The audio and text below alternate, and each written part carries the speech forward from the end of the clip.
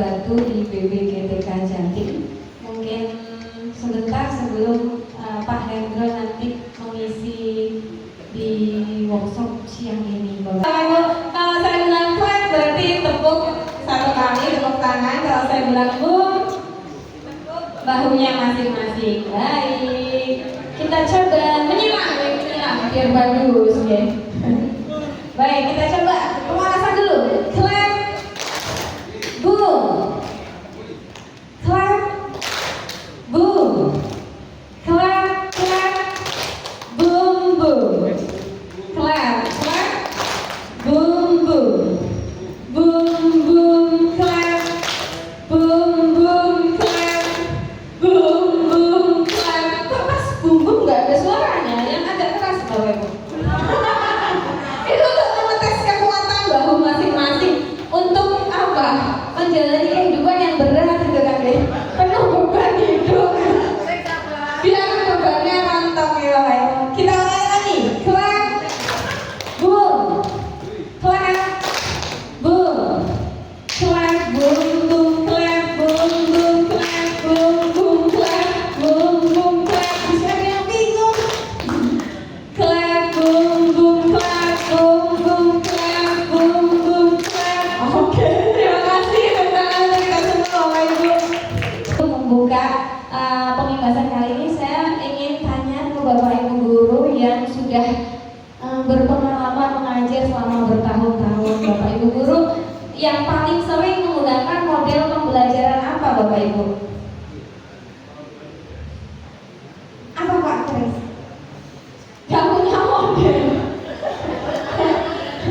Budia sudah mengajar berpuluh-puluh tahun ya Budia. Kira-kira model pembelajaran apa yang paling sering Budia gunakan di kelas?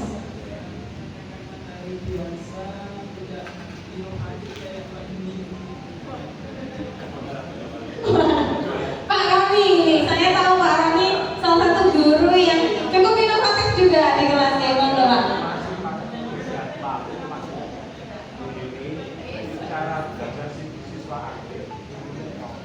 CBSA gurunya ngopi, berarti CBSA GN ya.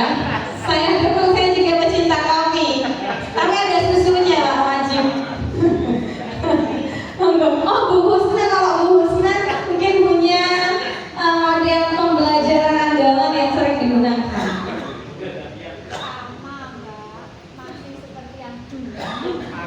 Masih seperti yang dulu. Tapi Bapak Ibu nanti yang akan saya share juga model-model pembelajaran yang dulu gitu ya.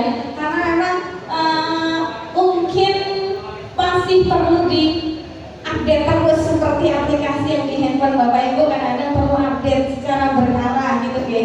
Nah ini saya hanya ingin mengupdate saja pengetahuan yang tujuan saya kemarin ikut pelatihan di BBGTK adalah untuk pengen mengupdate kemampuan gitu maksudnya, karena saya belum banyak tahu model-model pembelajaran. Nah mungkin justru Bapak Ibu guru yang sudah banyak tahu model-model pembelajaran, karena ini udah lama model pembelajarannya Bapak Ibu. Nah kita langsung ke sini. Menurut Bapak Ibu, apakah ada model pembelajaran yang paling efektif untuk diterapkan dalam setiap mata pelajaran? Ada nggak yang paling efektif? Ada guru yang paling efektif mungkin? Demonstrasi, mendemonstrasikan dan ceramah adalah model pembelajaran yang paling efektif menurut Bu Dwi selaku pengajar matematika ya. Mungkin menurut yang lain Bapak Ibu guru ada model pembelajaran yang paling efektif nih menurut saya modelnya. Tergantung mapelnya, tergantung materinya juga luar biasa. Sebetulnya di situ juga ya. Jadi tidak ada model pembelajaran yang paling efektif, tetapi juga harus dipertimbangkan beberapa hal dalam memilih model pembelajaran Bapak Ibu. Tujuan pembelajarannya apa, kemudian sifat materi pelajarannya bagaimana, ketersediaan fasilitas di sekolah kita. Jadi kalau ada yang bilang percuma ikut pelatihan dan inovasi pembelajaran pembelajaran kalau di sekolah saya itu fasilitasnya nggak ada. Itu bukan menjadi sebuah alasan ya, karena fasilitas itu bisa kita sesuaikan dengan kondisi di sekolah kita, di lingkungan kita, karakter siswanya, dan bagaimana kita bisa memanfaatkan apa yang ada. Seperti itu ya. Kemudian kondisi peserta didiknya, karakteristik peserta didiknya juga sangat mempengaruhi model pembelajaran yang kita pilih dan alokasi waktu yang tersedia. Misalkan di waktu-waktu sekarang ya Bapak Ibu, kurang berapa minggu lagi menjelang sumatif tapi masih ada bab terakhir yang belum diajarkan. Ya berarti harus memilih model pembelajaran yang sesuai dengan waktu yang tersedia. Nah, katanya Bapak Ibu, ciri model pembelajaran yang baik adalah adanya keterlibatan baik itu secara intelektual maupun emosional yang dialami oleh anak selama proses pembelajaran. Seperti itu. Jadi mereka juga ikut dalam kegiatan pembelajaran, mengalami, menganalisis, dan juga termasuk sikap atau karakter. Saya yakin Bapak Ibu udah tahu gitu ya. Kemudian keikutsertaan murid secara aktif dan kreatif selama pembelajaran berlangsung. Guru bertindak sebagai ini. Sekarang yang sering disebut ya, sekarang itu guru tugasnya adalah sebagai fasilitator gitu ya, sebagai koordinator, mediator, motivator, provokator ya Bang. Ya enggak? Jangan ya. Provokator bukan ya Bapak Ibu. Jadi guru itu di dalam kelas menggunakan atau memilih model pembelajaran adalah sebagai fasilitator, sebagai koordinator, mediator, dan motivator, bukan provokator. Itu perlu digarisbawahi. Nah, berikutnya penggunaan metode, alat, dan media pembelajaran yang bervariasi disesuaikan dengan model pembelajaran yang kita gunakan di kelas ya Pak Ibu. Sebentar sebelum ke sini, kita bahas sedikit ini tentang kenapa perlu menggunakan pembelajaran atau memilih model pembelajaran yang inovatif. Kita semua tahu tentunya tujuan utamanya agar anak-anak atau murid kita, sekarang katanya nyebutnya murid Bapak Ibu, kalau dulu sempat siswa, peserta didik, sekarang murid ganti-ganti ya. Padahal sama aja sebetulnya, cuma ganti namanya. Intinya tujuan utamanya agar murid kita lebih mudah memahami materi atau konsep yang dipelajari dan mencapai tujuan pembelajaran yang diharapkan itu sebetulnya. Dan juga agar pembelajaran yang mereka alami itu bisa juga diterapkan di kehidupan sehari-hari. Nah, model pembelajaran ini adalah bentuk pembelajaran yang tergambar dari awal sampai akhir yang disajikan oleh guru, kita sebagai guru. Dan di dalam model pembelajaran ini ada strategi, ada metode, ada teknik. Begitu, oke. Nah, ada beberapa hal yang harus mungkin perbedaannya antara pendekatan pembelajaran, strategi pembelajaran, metode, dan teknik ini Bapak Ibu nanti mungkin bisa kita pelajari bersama. Intinya kalau pendekatan itu hal yang secara umum kita terapkan dalam pembelajaran. Kalau sekarang pendekatannya yang banyak digaungkan di dunia pendidikan, yang banyak sekali buat pelatihannya adalah pendekatan pembelajaran mendalam gitu ya. Kalau dulu kan scientific. Apakah scientific sekarang sudah tidak digunakan lagi? Masih boleh digunakan Bapak Ibu ya, tapi yang sekarang lebih banyak kita ini adalah pendekatan pembelajaran mendalam. Kemudian strateginya seperti apa agar pendekatan ini bisa kita sampaikan ke siswa atau ke murid, gitu ya. Kemudian kalau metode itu lebih praktis lagi, bagaimana caranya kita menyampaikan materi kepada anak-anak. Jadi di dalam model pembelajaran ada metode-metode yang bisa digunakan secara berbeda. Kalau teknik ini justru lebih jelas lagi. Dalam metode ada tekniknya, misalnya ada metodenya metode ceramah. Ceramahnya dengan teknik apa? Misalnya ceramahnya dengan teknik menggunakan PowerPoint, seperti itu bisa. Atau metodenya berdiskusi, tekniknya diskusi kelompok kecil, seperti itu. Jadi ada metode, ada teknik di dalam metode.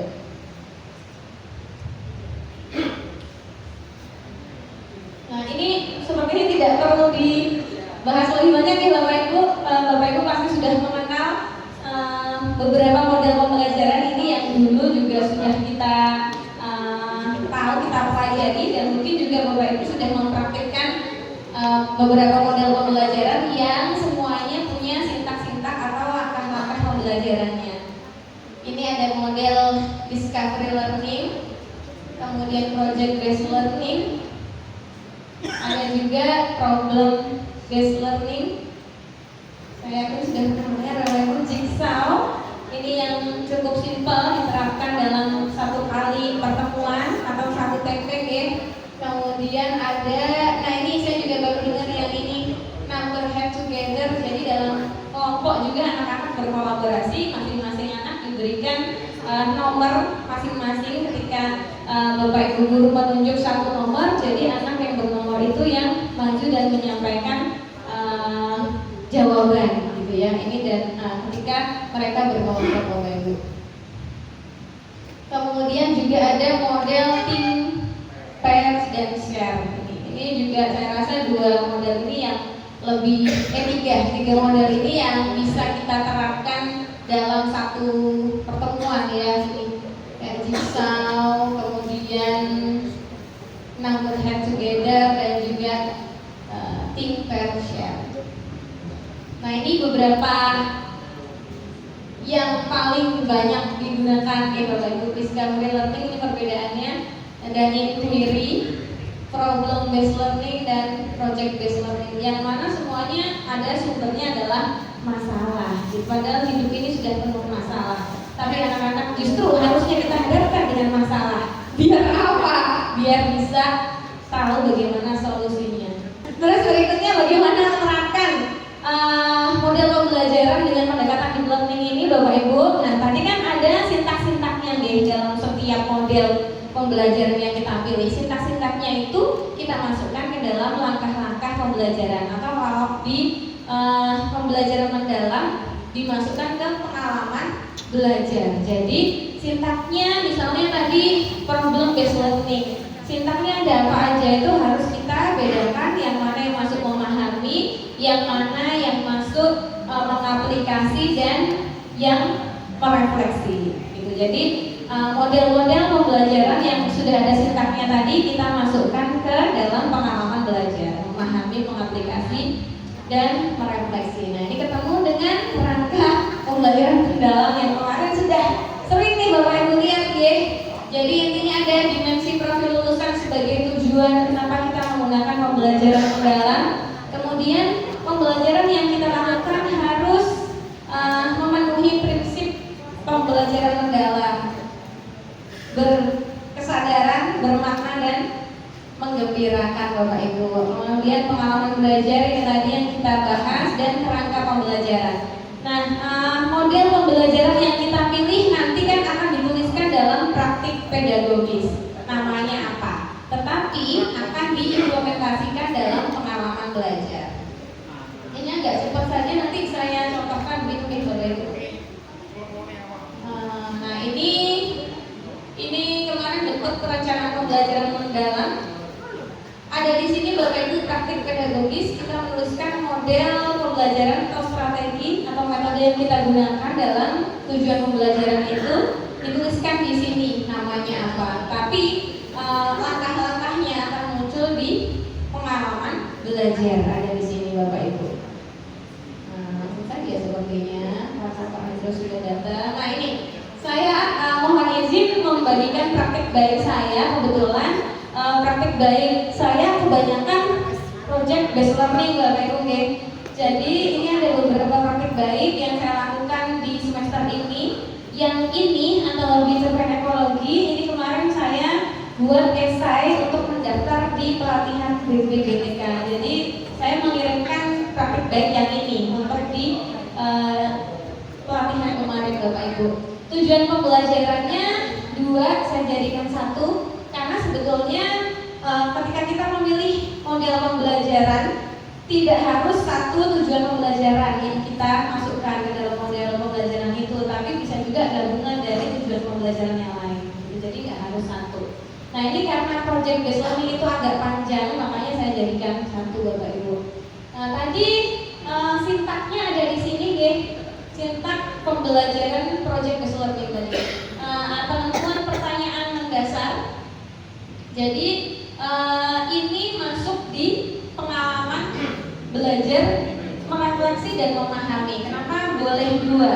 Karena pada saat ini saya menggunakan metode tanya jawab karena menentukan pertanyaan mendasar. Project based learning kuncinya adalah ada pertanyaan atau masalah yang disampaikan ke anak-anak sehingga anak-anak memahami, oh ada masalah ini, apa yang harus saya lakukan, apa yang bisa saya lakukan untuk memberikan solusi gitu ya.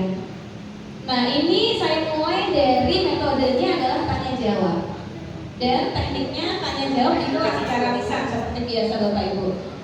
Ini prinsip pembelajarannya ini adalah bermakna, berkesadaran dan bermakna. Ya, jadi anak-anak diminta untuk bagaimana mereka bisa menyadari atau peka terhadap apa yang terjadi di bumi kita, di lingkungan kita. Jadi pertanyaan yang saya ajukan seperti Adiwiyata kemarin karena pembelajaran ini kemarin juga berbarengan dengan program Adiwiyata di sekolah kita Bapak Ibu, dan atas bilangan guru kepala sekolah juga akhirnya membuat satu antologi cerpen ekologi. Kemudian tentang alam dan tentang bagaimana upaya anak-anak untuk bisa ikut berkontribusi menyelesaikan masalah ini. Terutama kalau di pelajaran bahasa Indonesia berarti dengan karya atau tulisan. Kemudian sintak yang kedua adalah mendesain perencanaan proyeknya. Jadi ini sudah masuk ke mengaplikasi karena mereka setelah memahami di TP sebelumnya kan sudah paham tentang teks deskripsi Bapak Ibu. Kemudian mereka mendesain seperti apa sih nanti cerita saya atau cerpen saya yang bisa menyuarakan kepedulian terhadap bumi atau lingkungan. Nah ini saya menggunakan metodenya Sitikta atau narasi pemantik cerita. Jadi anak-anak saya beri narasi-narasi yang beragam isunya, isu-isu tentang lingkungan. Kenapa? Karena berdasarkan pengalaman yang sudah-sudah, kalau saya minta anak-anak buat tulis satu cerpen yang temanya adalah lingkungan atau bumi, yang ditulis hampir sama. Kalau nggak banjir, ya sampah, ya apa. Padahal ada banyak sekali hal yang bisa disoroti. Nah, bagaimana caranya memancing anak-anak ini biar bisa kepikiran, biar ada ini loh Bu. Jadi kita sebagai guru harus memberikan stimulus itu. Stimulusnya saya berikan melalui narasi ini, narasi pemantik cerita ini. Jadi mereka tekniknya ini saya sajikan dalam bentuk poster yang ditempel di luar kelas mereka. Jadi mereka membaca poster-poster itu dan memilih, oh saya mau narasi ini Bu yang saya mau jadikan cerita. Dan mereka bisa memilih 1 sampai 3 narasi untuk digabungkan dan menjadi sebuah cerita yang utuh. Kemudian di sintak berikutnya adalah menyusun jadwal. Mereka menyepakati kapan dikumpulkannya cerpen ini, kemudian kapan revisi dan seterusnya. Selanjutnya memonitor peserta didik dan kemajuan proyek. Jadi ketika ini mereka mengaplikasi, mulai menulis ceritanya, gurunya bertugas untuk memantau atau memonitor bagaimana kemajuan atau perkembangan cerita mereka. Nah ini juga mengaplikasi prinsipnya berkesadaran, bermakna dan menggembirakan. Jadi menggembirakan bukan hanya game saja, tapi bagaimana mereka bisa mengeluarkan kreativitasnya, imajinasinya menjadi sesuatu dalam pembelajaran. Itu sudah menggembirakan Bapak Ibu. Kemudian yang terakhir ada sebelum terakhir ada menguji hasil. Jadi siswa mengumpulkan dulu, murid mengumpulkan dulu ke saya. Kemudian ada sesi konsultasi.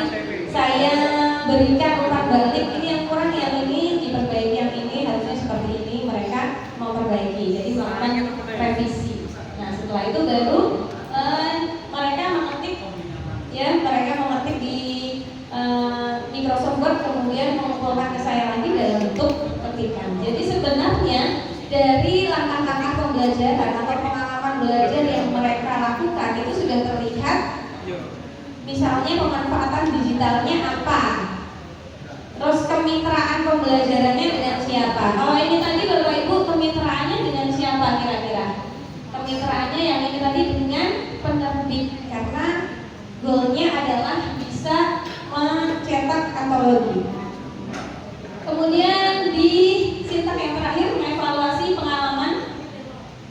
Nah ini mereka melakukan refleksi dan mengevaluasi pembelajaran proyek secara langsung dengan saya di kelas atau juga melalui Google Form, karena itu ada yang saya masukkan di kumpulan cerita. Jadi saya menanyakan ke mereka perasaannya ketika menulis itu seperti apa kesannya. Mereka menuliskan refleksinya juga nanti akan muncul di kumpulan cerita.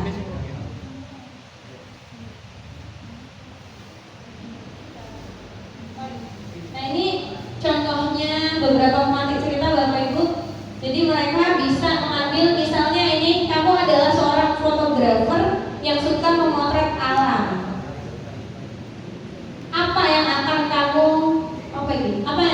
potret dan mengapa? Misalnya dari narasi sesimpel itu mereka harus menghubungkan dengan isu lingkungan atau bumi. Misalnya ketika mereka memotret alam di hutan gitu misalnya, oh ternyata berkurang ya pohon-pohon misalnya.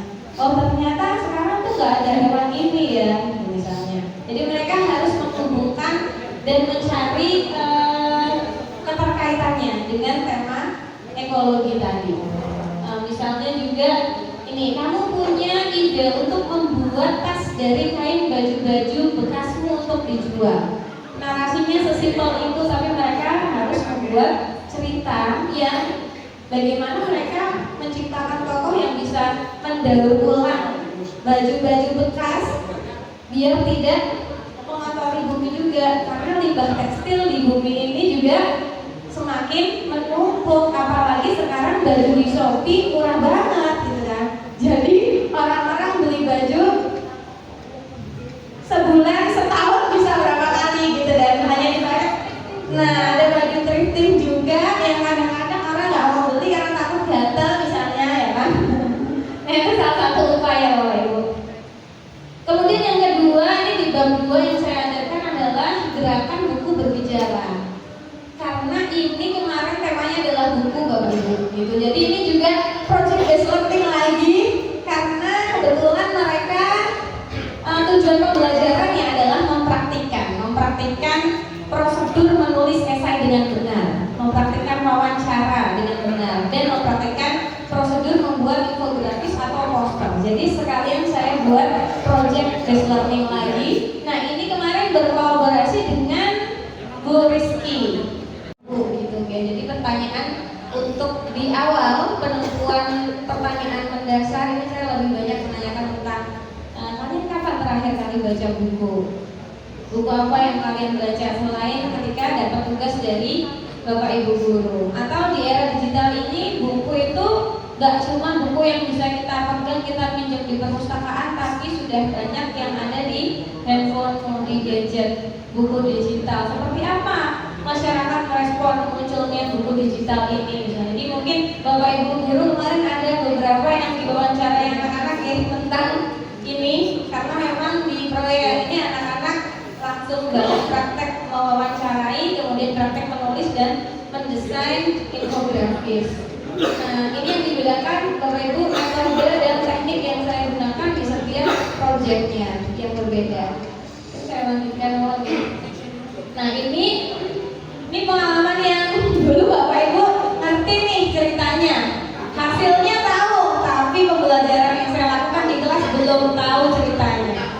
Meskipun pembelajaran atau proyek ini saya lakukan sebelum pembelajaran mendalam ada, tapi ketika dilakukan analisis sebetulnya masuk juga ini di pembelajaran mendalam ya, surat untuk Mas Bob ini kemarin. Jadi kenapa bisa jadi drama-drama dan inilah pada saat itu, karena saya mendesain pembelajarannya seperti ini Bapak Ibu. Sedikit saya ceritakan ya. Ini